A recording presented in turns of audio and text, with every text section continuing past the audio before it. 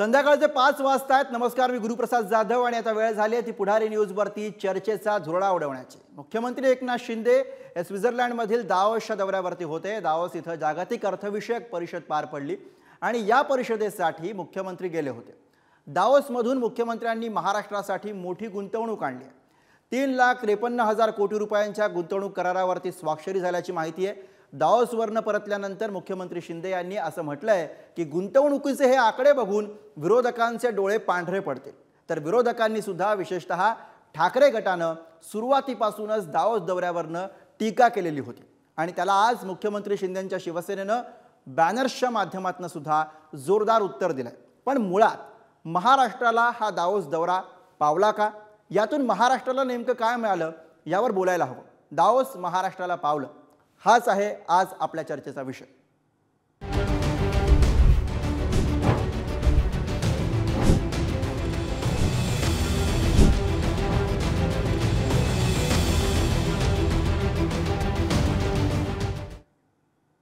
तर आज आपल्या या चर्चेमध्ये शिंदेंच्या शिवसेनेकडनं संजीव भोर आहेत, भाजपकडनं अजित चव्हाण आपल्यासोबत असणार आहेत, तर काँग्रेसकडनं संजय लाखे पाटील हे सुद्धा आपल्यासोबत असणार आहेत। सगळ्यात आधी आपण जाऊया शिंदेंच्या शिवसेनेचे प्रतिनिधी संजीव भोर आपल्यासोबत आहेत।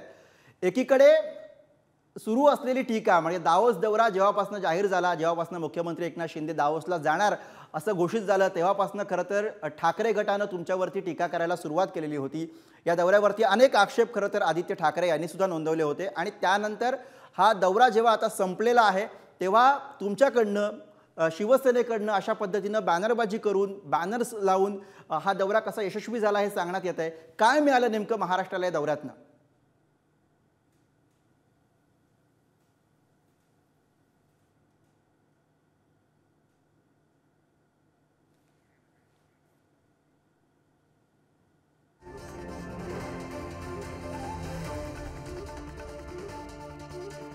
तर दावोसवरनं आधी मुख्यमंत्री एकनाथ शिंदे यांच्यावरती ठाकरे गटाकडनं प्रचंड टीका झाली। आदित्य ठाकरे यांनी हा मुद्दा उचलून धरला। दावोसच्या या दौऱ्यासाठीचा जो खर्च होता त्या खर्चाचा मुद्दा सुद्धा आदित्य ठाकरे यांनी उपस्थित केलेला होता आणि या टीकेनंतर जेव्हा मुख्यमंत्री एकनाथ शिंदे हे दावोसला गेले तिथं मोठी गुंतवणूक ही आजच्या या वेळच्या दौऱ्यानंतर मुख्यमंत्री एकनाथ शिंदे यांनी महाराष्ट्रासाठी आणली। त्यानंतर आता या दावोसच्या दौऱ्यानंतर शिंदेंच्या शिवसेनेकडनं मोठ्या प्रमाणावरती आज बॅनरबाजी सुद्धा करण्यात आली आणि या बॅनरच्या माध्यमातून एक प्रकारे ठाकरे गटाने केलेल्या टीकेला उत्तर देण्याचा प्रयत्न हा कुठेतरी शिंदेंच्या शिवसेनेकडनं सध्या सुरू आहे। पण मुळात या दावोसच्या दौऱ्यातनं यावेळेच्या महाराष्ट्राला नेमकं काय मिळालं, मागच्या वेळेला जो मुख्यमंत्री एकनाथ शिंदे यांनी दौरा केलेला होता दावोसचा त्यातनं जी गुंतवणूक आलेली होती त्याचं पुढे काय झालं, या सगळ्याची उत्तरं मिळणं आता गरजेचं आहे आणि तीच उत्तर शोधण्याचा आपला प्रयत्न आजच्या या धुरळामधनं। आणि यासाठी शिंदेंच्या शिवसेनेचे प्रवक्ते संजीव भोर हे आपल्या सोबत आहेत। त्यांच्याशी आपण पुन्हा एकदा संपर्क प्रस्थापित करण्याचा आपण प्रयत्न करणार आहोत।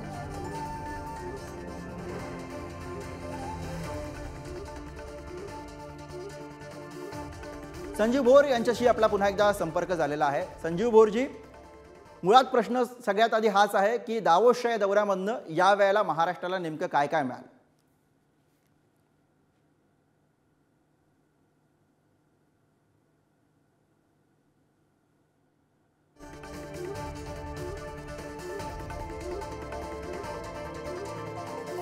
संजीव भोर यांच्याशी आपला संपर्क होऊ शकत नाही। पुन्हा एकदा आपण त्यांच्याशी संपर्क प्रस्थापित करण्याचा प्रयत्न करूयात। मुख्यमंत्री एकनाथ शिंदे यांनी मुख्यमंत्रीपदाची जबाबदारी स्वीकारल्यानंतर मुख्यमंत्र्यांचा हा खरं तर दुसरा दावोस दौरा। जागतिक अर्थविषयक परिषदेसाठी मुख्यमंत्री हे दावोसला गेले होते आणि त्या ठिकाणी मोठ्या प्रमाणावरती गुंतवणूक ही राज्यासाठी मुख्यमंत्री एकनाथ शिंदे यांनी आणलेली आहे।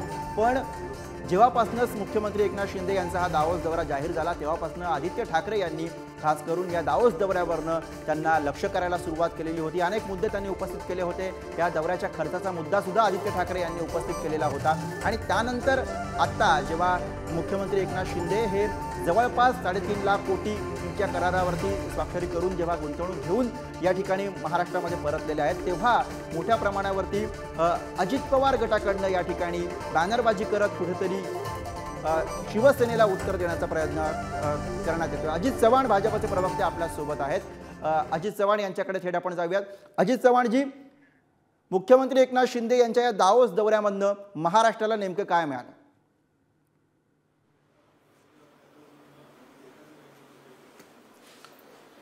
आपण जर बघितलं तर आल्प्स पर्वतरांगांच्या पायथ्याशी असलेल्या या शहरामध्ये होणारी ही जागतिक पातळीवरची परिषद असते आणि जगभरामधल्या अनेक गुंतवणूकदार या परिषदेमध्ये येत असतात. दरवर्षी महाराष्ट्राचा चमू या ठिकाणी जात असतो. माननीय मुख्यमंत्री राज्याचे या चमूचं नेतृत्व करत असतात आणि ते महाराष्ट्राचे कुटुंब प्रमुख या नात्यानं या वेगवेगळ्या उद्योजकांची भेट घेत असतात. महाराष्ट्रामध्ये आपण त्यांना काय सोयी सुविधा देणार, काय आपण त्यांना या राज्यामध्ये आलात तर आपण त्याचा मोबदला काय देणार, हे सगळं आपण त्यांना देत असतो. माझ्याकडे एक आकडेवारीच आहे. यावर्षी सुद्धा मोठ्या प्रमाणावरती कोट्यवधी रुपयांची गुंतवणूक माननीय एकनाथराव शिंदेच्या नेतृत्वाखाली महाराष्ट्राला मिळालेली आहे. त्यांनी जगामधल्या अनेक नामवंत उद्योजकांच्या भेटी घेतल्या. तिकडे दावोस ते सगळं सुरू असताना इथे इस्पातचे सुनील जोशी देवेंद्र फडणवीस साहेबांना भेटले. त्यांनी काही हजार कोटी रुपयांच्या गुंतवणुकीच्या संदर्भामध्ये घोषणा केलेली आहे. एकूणच काय तर या मला असं वाटतं की ही जी गुंतवणूक आहे हे नुसते आकडे नसतात, तर आपल्या राज्याच्या चमूनं अतिशय कष्टानं मेहनतीनं वेगवेगळ्या धोरणांचा अभ्यास करून या उद्योजकांना दिलेल्या आमंत्रणानं ओव्हरऑल आपल्या राज्यामधल्या वेगवेगळ्या पद्धतीच्या घटकांना यातनं काम मिळत असतं. प्रत्यक्ष रोजगाराचा आकडा आपल्यापर्यंत येतो. अप्रत्यक्षपणे खूप मोठ्या प्रमाणावरती बदल होत असतो. आणि आपण एक लक्षात घेतलं पाहिजे की दावोसच्या आंतरराष्ट्रीय परिषदेमध्ये असेल किंवा इतर ठिकाणी असेल, कुठेही आपण जर गेलो तर परकीय देशांतर्गत उद्योजकांची पसंती कायम महाराष्ट्र राहिला. आणि आमचं सरकार आता एकनाथराव शिंदे, देवेंद्रजी फडणवीस, अजितदादा पवार यांच्या नेतृत्वाखालचं हे जे सरकार आहे, या सरकारमध्ये आपण पाहू शकतो की अतिशय वेगानं इथल्या पायाभूत सुविधांच्या बाबतीमध्ये कामं सुरू आहेत. उद्योजक येत आहेत, त्यांच्या अडीअडचणी सोडवून तातडीनं त्यांना कसा आपल्याला दिलासा देता येईल या संदर्भामध्ये आमचं सरकार काम करते. आणि एक स्थिरतेच्या वातावरणामध्ये लोकांना माहिती आहे पुनश्च एकदा केंद्रामध्ये मोदीजींचं सरकार येणार आहे, राज्यामध्ये पुन्हा एकदा भारतीय जनता पार्टी महायुतीचं सरकार येणार आहे. उद्योजकांना शेवटी स्थिर सरकार, चांगलं वातावरण, उद्योगस्नेही वातावरण या सगळ्या गोष्टींचा खूप मोठ्या प्रमाणावरती फरक पडत असतो. आणि मला असं वाटतं की माझे नेते, आमचे नेते या सगळ्यामध्ये अतिशय यशस्वी ठरत आहेत. आणि हजारो कोटी रुपयांची ही परकीय गुंतवणूक आपल्याकडे येणं निश्चितपणे हे महाराष्ट्राच्या भविष्याकरता अतिशय चांगलं आहे, उत्तम आहे. महाराष्ट्राचे अनेक कॉरिडॉर्स या सगळ्या परकीय गुंतवणुकीमुळं येत्या काळामध्ये भरभराटीला येतील यात मला शंका वाटत नाही. आणि आपल्यासोबत शिंदेच्या शिवसेनेचे प्रवक्ते संजीव बोर सध्या आपल्यासोबत आहेत. संजीव बोरजी, एकीकडे सुरू झालेली टीका, दावोस दौरा जाहीर झाल्या सुरू झालेली टीका, दौरा सुरू असताना सुद्धा होत असलेली टीका आणि त्यानंतर मुख्यमंत्री एकनाथ शिंदे यांनी दौरा संपल्यानंतर दिलेली प्रतिक्रिया, कसं बघायचं या सगळ्याकडे? मुख्यमंत्री शिंदे कायम म्हणत असतात की मी माझ्या कामातनं उत्तर देत असतो. पुन्हा एकदा याची प्रचिती या दौऱ्याच्या नंतर त्यांनी करून दिली आहे का? मुख्यमंत्री एकनाथजी शिंदे कायम सांगतात की मी बोलण्यापेक्षा कृतीवर भर देतो आणि ते करून दाखवतात. आजही आपण बघितलं तर 3.53 लाख कोटींची गुंतवणूक आपल्या महाराष्ट्रात जी होते आहे हे फार मोठं यश आहे. पण आपण बघतोय एवढं चांगलं काम सुरू असताना विरोधक मात्र काम किती होणार आहे, कसं होणार आहे, आता गुंतवणूक होणार आहे यापेक्षा या दौऱ्यावर करण्यासाठी कायमचा विरोधकांचा अशा पद्धतीने पुढाकार राहिलेला आहे. करंटेपणा दाखवण्यात विरोधक सातत्याने स्वारस्य पण दाखवतात. हा दौरा सुरू होण्यापूर्वीच आदित्य ठाकरेंची किंवा या मंडळींची जी स्टेटमेंट आपण बघितली तर ते किती नकारात्मक होती. म्हणजे काय आपल्या हातात पडणार आहे, काय रिझल्ट येणार आहे याची सुद्धा वाट पाहण्याची या लोकांची मानसिकता नाही. काही करून कुठल्याही परिस्थितीत पाय घालायचा, टीका टिप्पण्या करायच्या, महाराष्ट्रातल्या जनतेत सरकारबद्दल, मुख्यमंत्री यांच्या नेतृत्वाबद्दल संभ्रम निर्माण करायचा किंवा लोकांमध्ये दिशाभूल कशी होईल अशा पद्धतीच्या टीका टिप्पण्या करायच्या. हे सुरू असताना दुसऱ्या बाजूने मात्र मुख्यमंत्री एकनाथजी शिंदे यांच्या नेतृत्वाखालील महायुतीचं सरकार, आमचे दोन्ही उपमुख्यमंत्री देवेंद्रजी असतील, अजितदादा पवार असतील, हे यांच्या या फालतू प्रतिक्रियांवर वेळ न दवडता महाराष्ट्राच्या हिताचं जे जे करता येईल ते करण्यासाठी कायम आग्रही राहिलेले आहेत आणि ते कृतीतून त्यांनी वेळोवेळी सिद्ध करून दाखवलेलं आहे. 2 लाख नोकऱ्या उपलब्ध होणं ही साधी बाब नाहीये. एकीकडे आपण बघतोय की रोजगारीची भीषणता आपण बघतोय आणि दुसऱ्या बाजूने सतत दुसऱ्या वर्षी मुख्यमंत्री एकनाथजी शिंदे यांच्या नेतृत्वाखाली ज्या पद्धतीने गुंतवणूक महाराष्ट्रात होत आहे, महाराष्ट्राच्या माध्यमातून खरं तर एक देशातल्या उद्योग विकासासाठी महाराष्ट्र हे गेटवे ठरत आहे. हे विरोधकांना दिसत नाही, म्हणजे चांगलं काहीच विरोधकांना दिसत नाही. आता या वर्षी या वेळेत जे काही गुंतवणूक झालेल्या आहेत त्या सर्व क्षेत्रात झालेल्या आहेत. आपण बघा, म्हणजे IT मध्ये झालेल्या आहेत, अगदी रासायनिक क्षेत्रात झालेल्या असतील, कॅटल फील्ड सारखे क्षेत्रात झालेले असतील, डाटा फील्डमध्ये असतील, वेगळं स्टील इंडस्ट्रीमध्ये फार मोठ्या प्रमाणात गुंतवणूक झालेली आहे.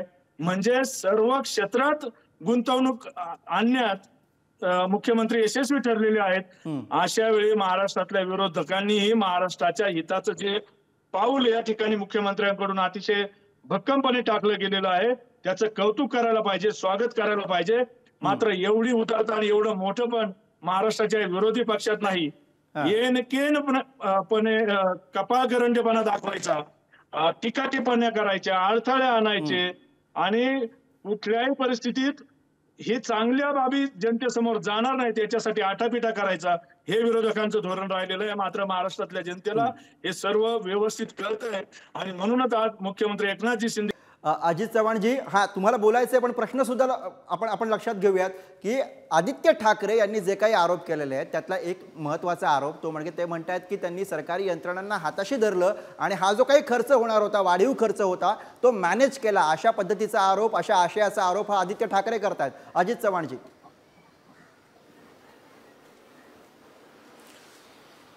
अहो, आदित्य ठाकरे आणि त्यांच्या मातोश्रीवरून इतके खर्च मॅनेज झालेत, मुंबईचे रस्ते चांदीचे झाले असते, इतका पैसा या लोकांनी खाल्ला आणि आता आदित्य ठाकरे अशा पद्धतीचा आरोप करतायत.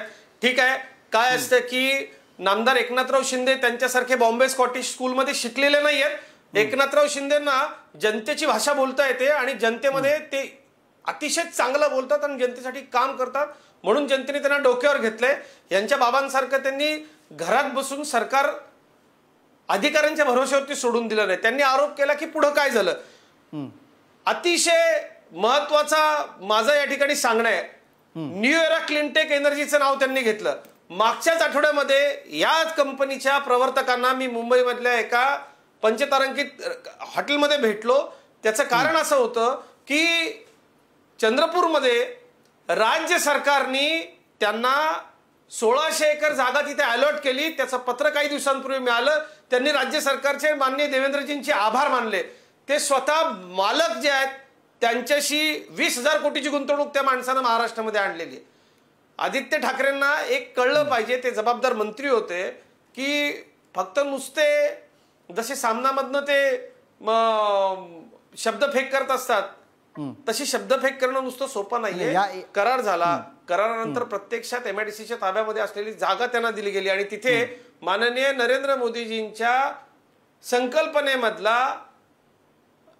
हायड्रोजन एनर्जीचा प्रोजेक्ट चंद्रपुरात तिथं उभा राहतोय आणि अतिशय नाविन्यपूर्ण, ज्याच्याकरता आपल्या देशामध्ये जो कोळसा आहे तो अतिशय कमी बरोबर. प्रतीचा या चर्चेमध्ये कोळसा आहे. आपल्यासोबत काँग्रेसचे प्रवक्ते संजय कशा लाखे पाटील पद्धतीनं सुद्धा ऊर्जेची आता निर्मिती करता येईल आपल्या सोबत आणि हे आहेत. सगळे प्रकल्प संजय लाखे आता पाटीलजी, येत्या काळात अजित चव्हाण म्हणतायत जे काही ते तुम्ही ऐकलेलं असेलच. संजीव भोर यांनी सुद्धा आपलं म्हणणं मांडलेलं आहे.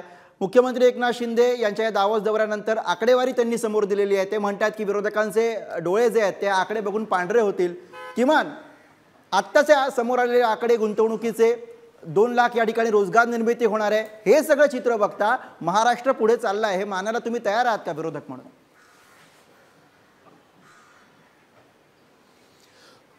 भारतीय जनता पक्षाचे सहमुख्य प्रवक्ते अजितराव चव्हाण जे म्हणतायत की नक्कीच या राज्यातील जनतेचे डोळे पांढरे होतील, याशी मी सहमत आहे. त्याचं कारण असं आहे की माननीय मुख्यमंत्र्यांनी त्यांचा हा दौरा मोदी चरणी अर्पण केलेला आहे आणि ह्या दौऱ्याचं जे काही त्यांचं मॉडेल आहे, हे मॉडेल गरवी गुजरात, हे जे काही वारंवार त्या ठिकाणी गुजरातमध्ये कार्यक्रम घेतले जात होते, त्या कार्यक्रमाच्या धर्तीवर ते राज्यामध्ये या ठिकाणी आज मी ज्यावेळेस मुंबई विमानतळाकडून आलो तर सगळ्या ठिकाणी होर्डिंग दिसत आहेत मुख्यमंत्र्यांचे स्वागत करणारे. म्हणजे गरवी गुजरातचं जे मॉडेल आहे ते मॉडेल यांनी या ठिकाणी उचललेलं आहे.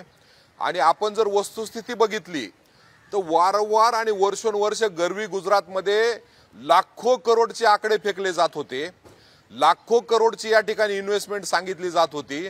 6 लाख कोटी, 7 लाख कोटी, 8 लाख कोटी अशा पद्धतीनं आकडे त्या ठिकाणी फेकले जात होते, परंतु ती गुंतवणूक कधीही प्रत्यक्षात येत नव्हती.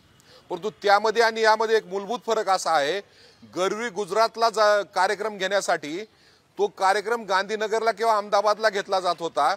हा जो काही दाहोदचा दौरा या ठिकाणी मोठ्या अट्टहासाने माननीय मुख्यमंत्र्यांनी आणि प्रचंड मोठ्या शिष्टमंडळाने केला, त्याच्यावरला खर्च हा 38 ते 40 कोटी रुपये आहे, हे या ठिकाणी आपण लक्षात घेतलं पाहिजे. आणि यातून जे काही करार झालेत, त्यातून जी काही गुंतवणूक येणार आहे आणि त्यातून रोजगार निर्मिती होणार आहे, हा सगळ्यात मोठा प्रश्न आहे. यापूर्वी या पद्धतीचे दौरे झाले, त्यातून प्रत्यक्षात काही या ठिकाणी आलेलं नाही. मागच्या वेळेसही मी आपल्याला सांगतो, यापूर्वी सुद्धा असे बरेच दौरे झालेले आहेत आणि होत राहतात.